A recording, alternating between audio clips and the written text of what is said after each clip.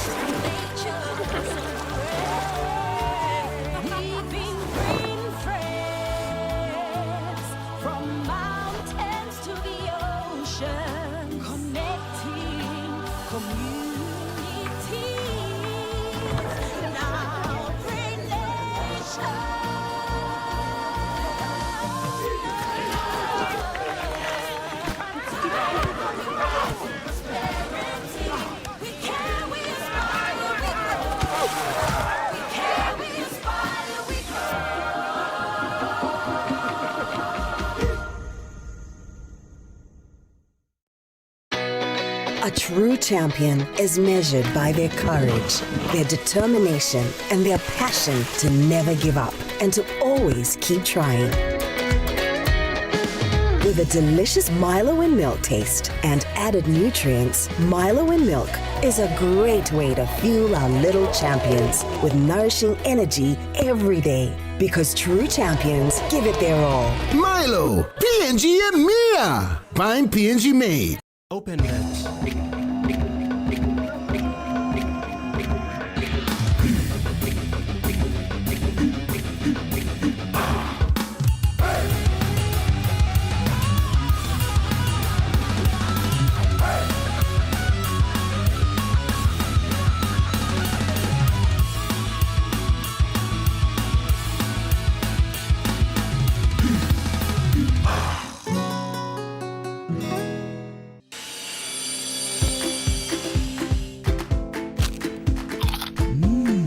Right across the nation, we eat snacks crackers.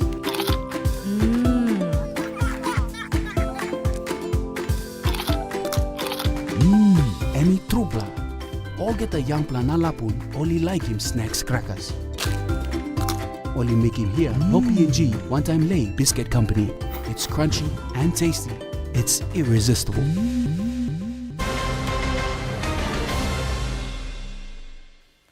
Thanks for staying with us.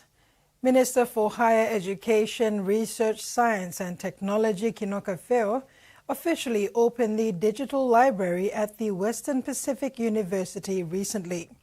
The Digital Library will provide access to a vast array of academic resources, including e-books, journals, research papers and educational multimedia, which can greatly benefit the academic community.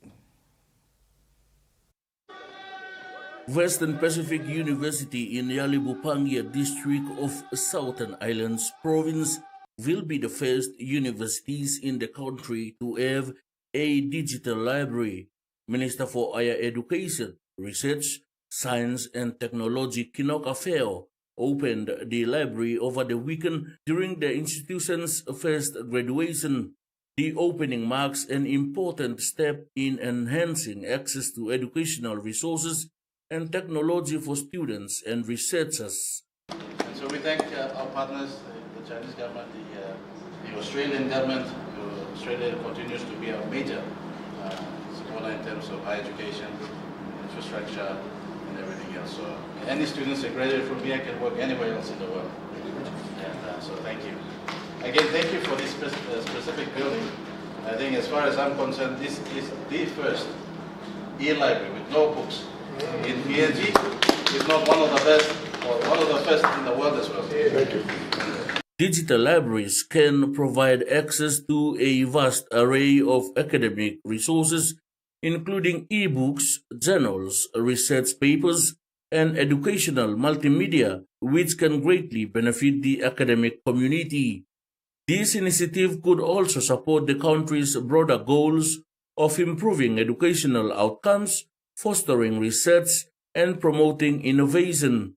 President of Western Pacific University, Dr. Janet Rango, thanked the Chinese government for building the digital library and acknowledged the government for partnering with the school to see the completion of the school. The features of the library is that it's got a waiting room, it's got this auditorium, it's got a server because we are paperless, and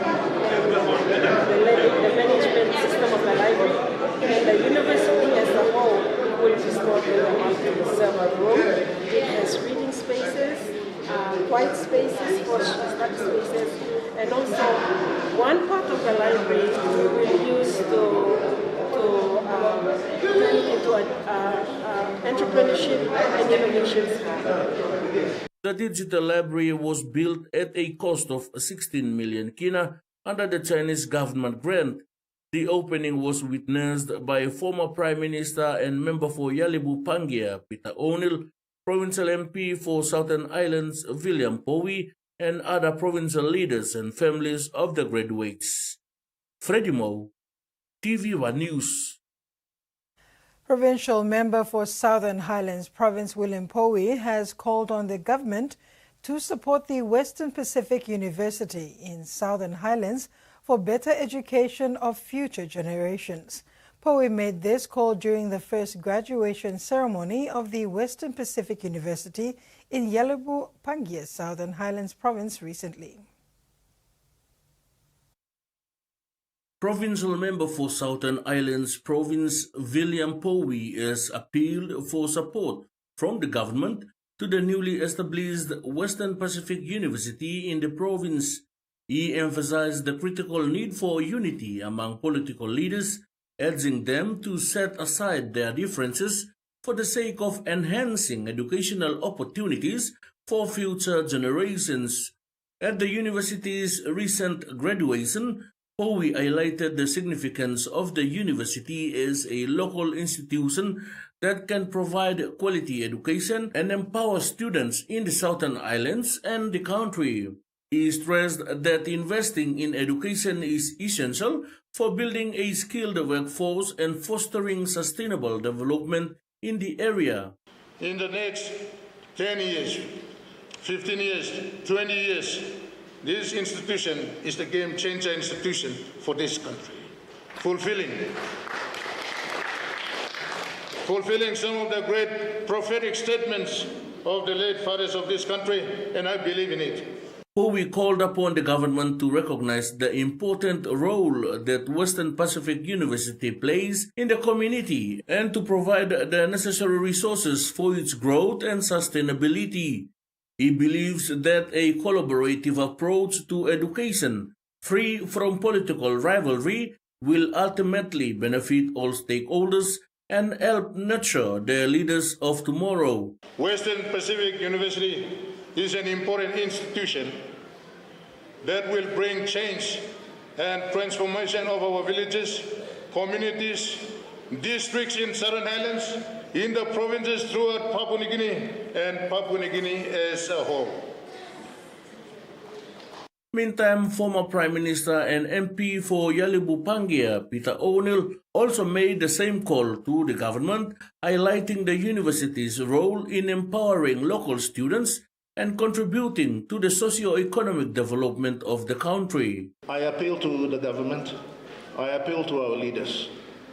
You know, politics comes and goes, but our people will continue to live their lives. Our students will have their desire to go to universities and study. And of course, our country needs to continue to prosper. Institutions like this must not be neglected, it must be supported. And I know that the Minister for Higher Education, who's here with us today, many years before your time, a few years back, Minister, there was zero funding for this university, and at times the district, through our DSIP, we had to come in and support the university, and sometimes the province, through its own PSIP, used to come and support the province, support the university. That should not be the case. So we look forward to an engaging partnership so that we can make these institutions much stronger. Freddie Moe, TVWAN News. Leading the procession during the PNG University of Technology's 57th graduation ceremony was the only female Doctor of Philosophy graduate, Helen Osora. Despite taking a year off due to illness, she managed to complete her studies in applied physics under the Faculty of Sciences within the 4 years she was given.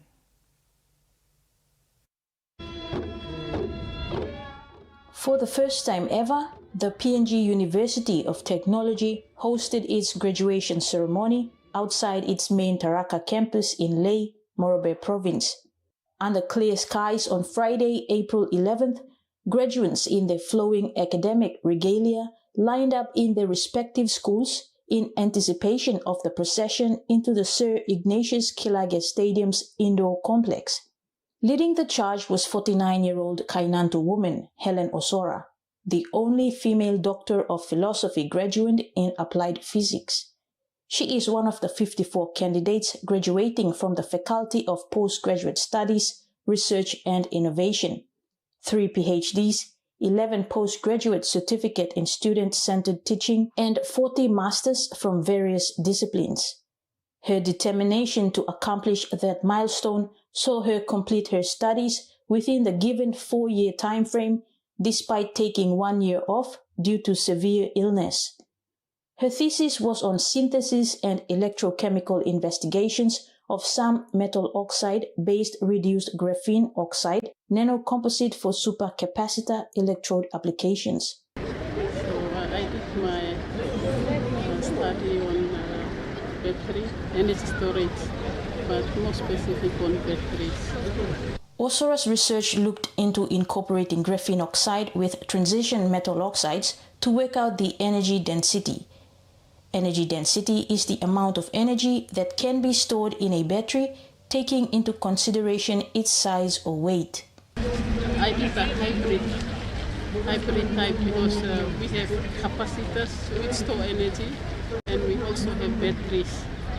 But batteries have more power, and capacitors, they have less energy density, but they charge fast and they discharge very fast. So I have to come up with a hybrid type.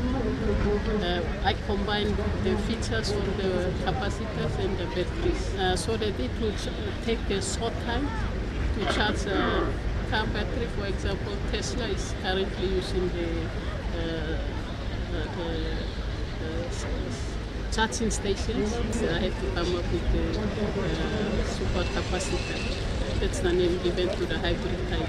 The mother of 3 has been teaching physics at the University of Goroka since 2008.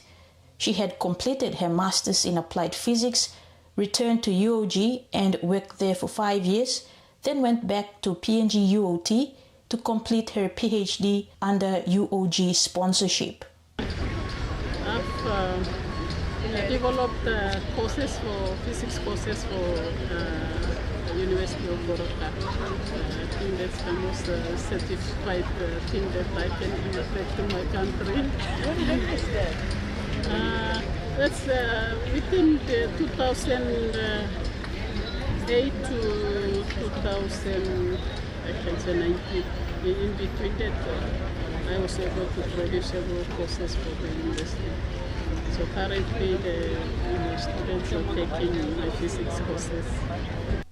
Osora, who has had to raise her 3 children by herself, thanked the University of Goroka for supporting her master's and PhD studies. She further gave thanks to God for seeing her through this milestone in her life, and also her supervisor, Dr. Senthil Kumar Velusamy, who refused to give up on her or allow her to withdraw. Kamala Guare, TV1 News, Lae. Papua New Guinea's Tourism Promotion Authority has hailed the success of the National Tourism Conference and Expo 2025, held at the Hilton Hotel in Port Moresby from April 9th to the 10th.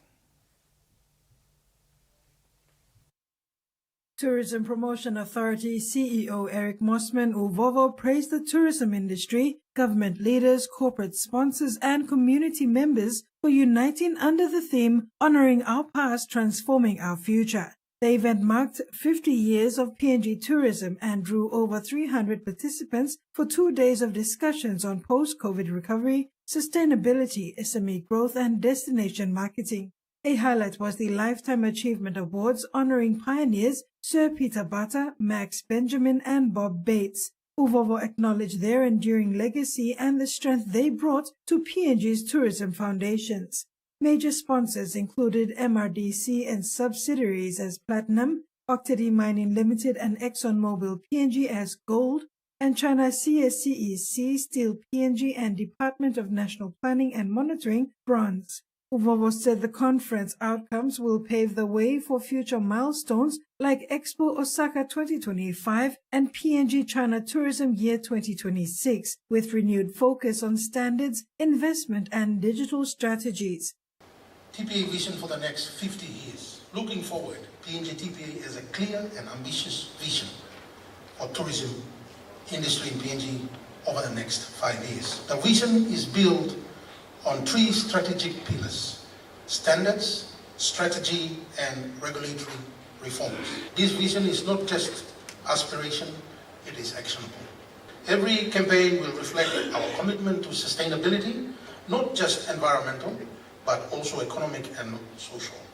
We are rebranding not only our destination, but also the way we work together to deliver meaningful experiences to visitors. TPA expressed gratitude to all involved, committing to lead PNG tourism into a future that is inclusive, innovative, and proudly homegrown. And now for the finance news. The kina closed unchanged at $0.2458 in the interbank market. At Bank South Pacific, our kina was buying $0.2383 0.3766 Australian dollars, 0.2022 euro, and 33.84 Japanese yen. Looking at commodity prices at New York close, all closed higher except copra and palm oil closed the day unchanged.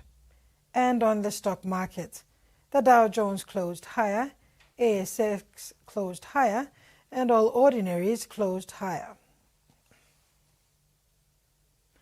TV1 News continues after these short messages. Stay with us.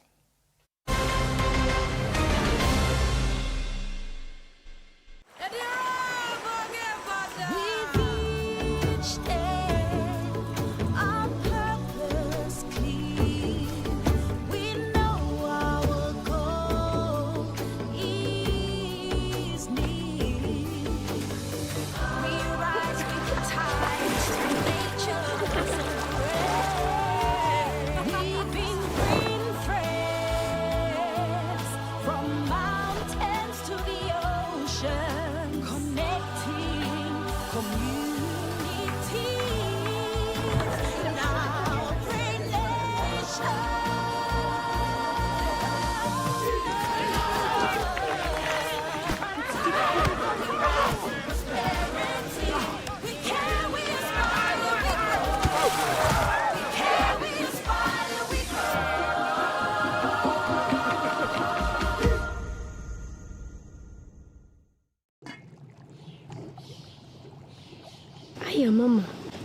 time, but me add him special flavor.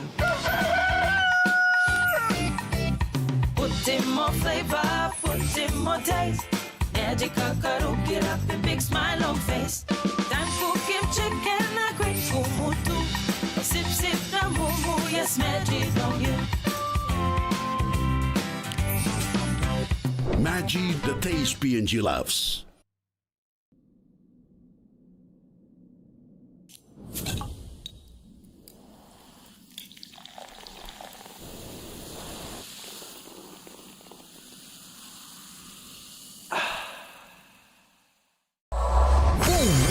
Jackpot is rolling over week on week. 750,000 Kina. Get your tickets now. Draws every Friday at 7:30 p.m. Play now at 321lotto.com.pg or any of your 321 authorized retailer. 321. Win big every day. Life is about making memories, sharing new adventures. Go beyond the familiar. Don't let bacteria hold you back from experiencing the world.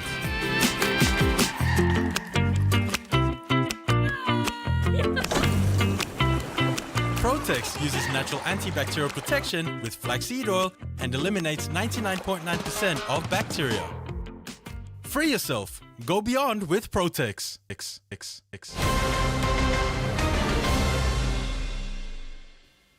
Welcome back. Turning abroad, New Zealand is easing visa restrictions for visitors from Pacific Island nations. The New Zealand Foreign Affairs and Immigration Ministers have announced. From early July, visitors from Pacific Islands foreign countries who apply for a visitor visa for Aotearoa may be eligible for a multi-entry visa.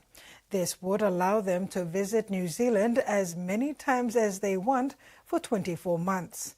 It is an increase from the current 12-month period, but the maximum stay rules remain unchanged. The New Zealand government wants to make it easier for Pacific people, but expects all visitors to follow the rules. Apple is ramping up production in India as a way to beat U.S. President Donald Trump's tariffs in China. The tech giant has reportedly flown 600 tons of iPhones from India to the U.S. in the last few weeks to avoid paying the higher tariffs. Around 80% of iPhones imported to the United States come from China. The rest come from here in India. But those numbers are likely to shift significantly this year as Apple tries to avoid the impact of the whopping 125% tariffs placed on Chinese imports to the US. That strategy had begun even before Liberation Day. At least 6 cargo planes with a capacity of 100 tons each have reportedly flown from India to the US since March, including one this week, carrying an estimated 1.5 million iPhones. Around 10 to 15% of iPhone assembly happens in India. And Apple had already wanted to increase that number to 25% by this year, and is now reportedly looking to increase it even further and fast. The company is building more factories, hiring more workers, and has added Sunday as a production day at its biggest plant. But India is not yet a perfect alternative. Assembly can be done here, but it's impossible to make an iPhone without parts from China. Apple had already been developing its supply chain here as an alternative, and it would be wise to continue investment. With a bilateral trade agreement between India and the US likely to take effect later this year, the 26% tariffs slapped on India last week, which are currently on pause, may have a very short lifespan if they come back into effect at all. For many, the idea of compulsory military service is a relic from a bygone era. But in the United Kingdom, talk of conscription has re-entered the national database, with one Liberal Democrat MP saying it could be inevitable. Great War had begun and Britain's army needed troops. There was no shortage of able and willing men eager to serve. Britain's army was really small, so it had to call on all of its resources. Millions joined up as volunteers. But that didn't deliver enough boots on the ground, and 2 years later, Conscription was introduced. There were those who felt this was a restriction of liberties, that people shouldn't be forced to serve in the army or to serve the state. But it was felt that the crisis was so great, that the stakes were so high, that they had no choice. Even though conscription ended in 1960, talk of mandatory military service is back in public debate, with the UK and European countries already preparing for if Russia were to expand its war beyond Ukraine. In February, the British government announced an increase to its defence budget, marking the start of what it called a new era. We want to make sure that our armed forces are as strong as they can possibly be, that they are a credible deterrent force. But others believe conscription is the answer. UK MP Mike Martin recently stated, obviously, if we get involved in a general war with Russia, we'll be conscripting the population. There's no question about that. And in Tunbridge Wells, southwest of London, views on the topic were mixed. I did think it's a good idea generally. Obviously, we hope we never want to get to that point. I'm not the type of guy to want to go to the army. It's a bit scary. Vladimir Putin has announced the drafting of an additional 160,000 men into the Russian army, which is already believed to have about 1.5 million troops. In comparison, here in Britain, there's just 100,000 armed forces personnel. Being a Labour MP, I know that there are no plans for conscription. And many are hoping those plans never change. With gold prices at historic highs, production at Australia's most remote gold mine is set to significantly increase. Despite the challenges of operating in the outback, millions of dollars are being spent expanding the Tanami mine.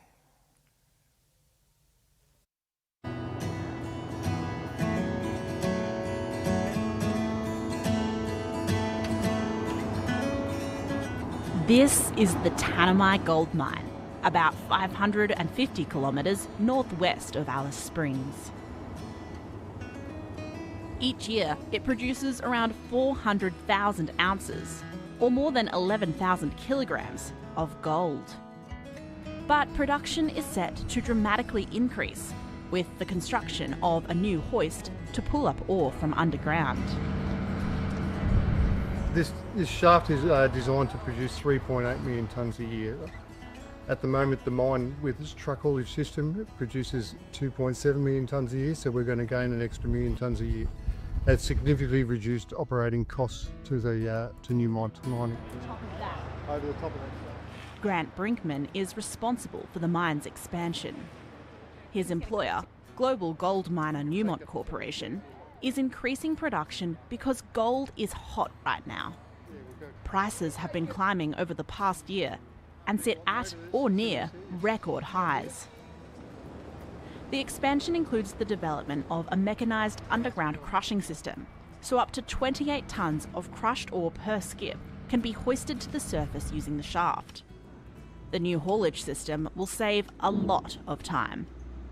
The existing truck haulage system, trucks take about a 3-hour return trip to drive underground, pick up a load of rock and come back.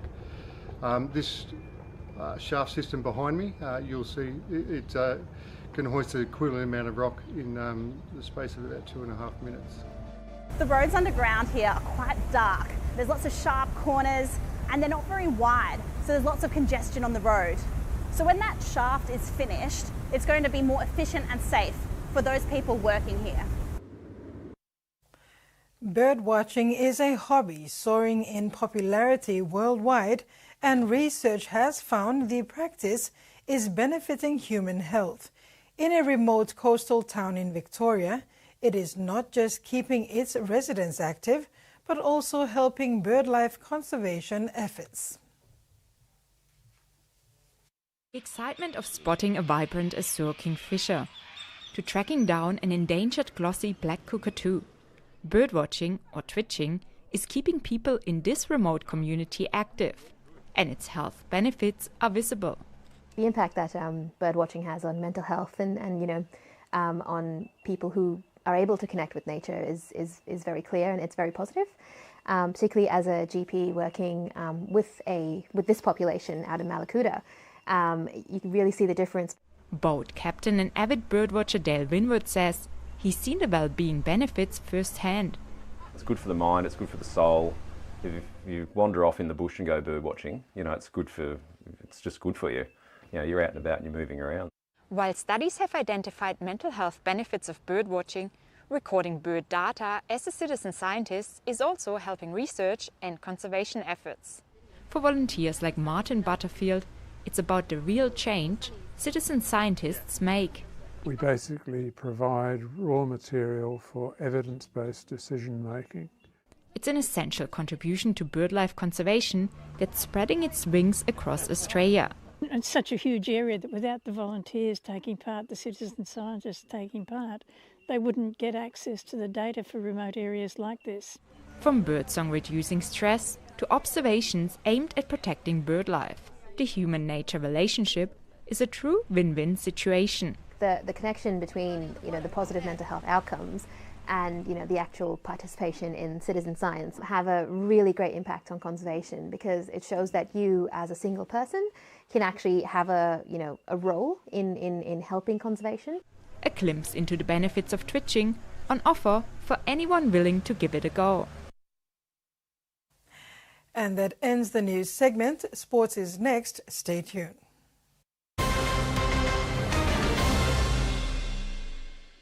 The PNG LNG project has now generated more than 30 billion kina for Papua New Guinea since production commenced. Nearly half of this amount has been paid as tax. Equity distributions are paid to KPHL and MRDC based on the interest they hold. Tax is paid to the IRC, while development levies and royalties are paid to DPE. For more information on direct and indirect benefits, visit PNG EITI's website.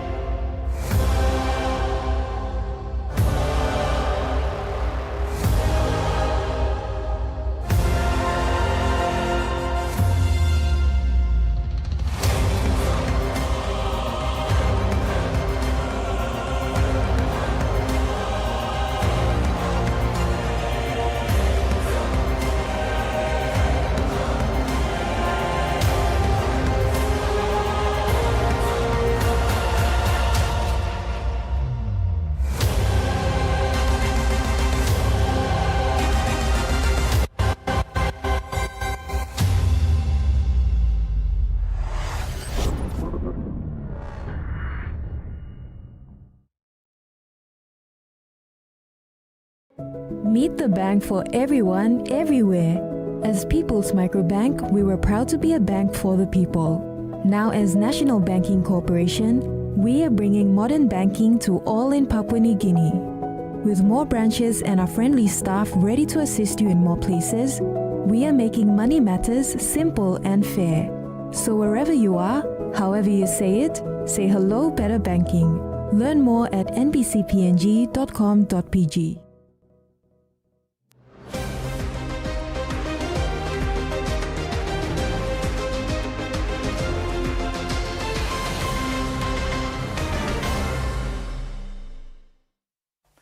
Welcome back and thanks for staying with us.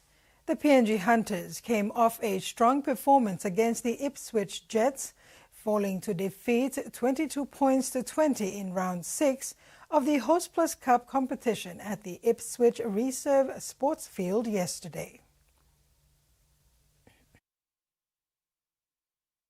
As momentum builds up in the Queensland Rugby League's Host Plus Cup season 2025, the PNG Hunters have presented mixed results in their last 4 matches, but have displayed a strong performance against their opponents.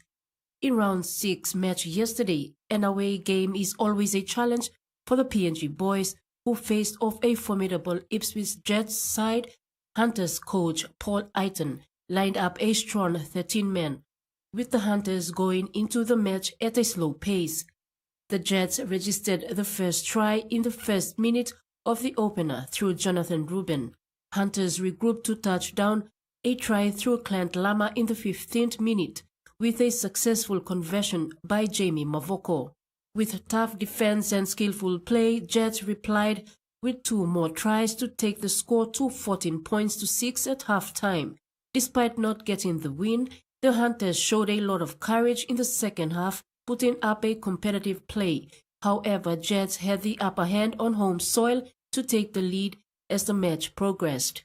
The Hunters' try scorers for the day were Clint Lama, a double from fullback Sunny Wabo, and Brendan Nima. The Hunters' defeat now has placed them on 7th on the ladder. The Hunters play the Burleigh Bears in the next outing on Saturday, April 26 at the National Football Stadium in Port Moresby. Susan Oreape, TV1 Sports. Seeking revenge from last season's grand final loss, Hela Wigman came out with an impressive win over 2024 Digicel ExxonMobil Cup grand finalist Mount Hagen Eagles, thrashing them 24 points to 4 at the Santos National Football Stadium on Sunday.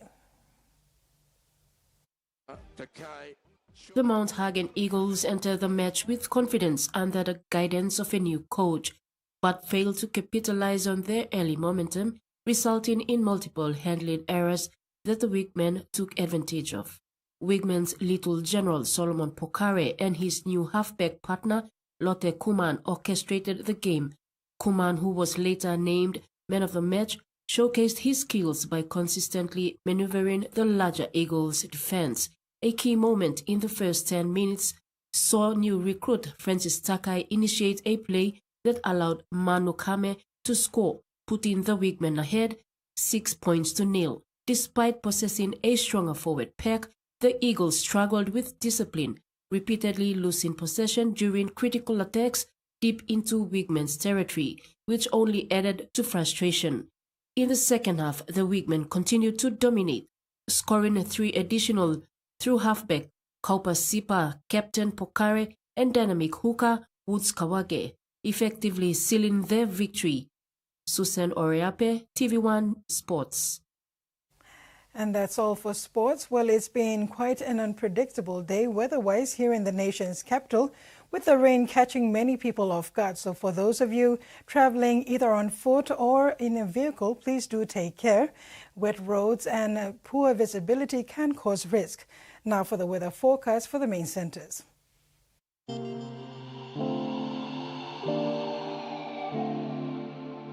Southern region, Port Moresby, cloudy with chances of some evening showers, then rain and possible thunderstorms.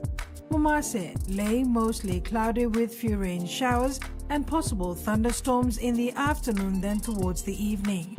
New Guinea Islands, Lorengau, partly cloudy with some afternoon rain showers and possible thunderstorms. Boka, mostly cloudy with occasional heavy rain and possible thunderstorms in the afternoon and tonight. Boka, mostly cloudy with occasional heavy rain and possible thunderstorms in the afternoon to tonight. Highlands, Mendi, Tari and Wabeg, mostly cloudy with widespread. Mendi, Tari and Wabeg, mostly cloudy with a widespread afternoon, heavy rain showers and possible thunderstorms. Oceans forecast. Coral Sea, seas slight to moderate with southeast winds of 10 to 20 knots, with gusts over the southern sector. Solomon Sea, seas smooth to slight with southeast to southwest, tending clockwise winds of 5 to 15 knots with gusts over the eastern sector towards Arab. Bismarck Seas, seas smooth with northwest winds of 5 to 10 knots. Pacific Ocean, seas slight with north to northeast winds of 10 to 20 knots with gusts. And coastal waters.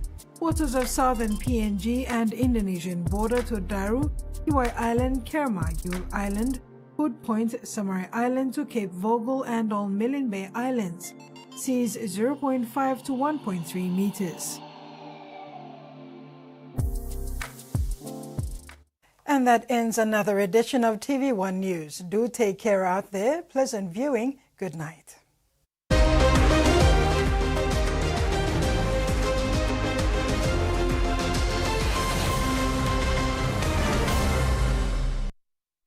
The TVWAN News was proudly brought to you by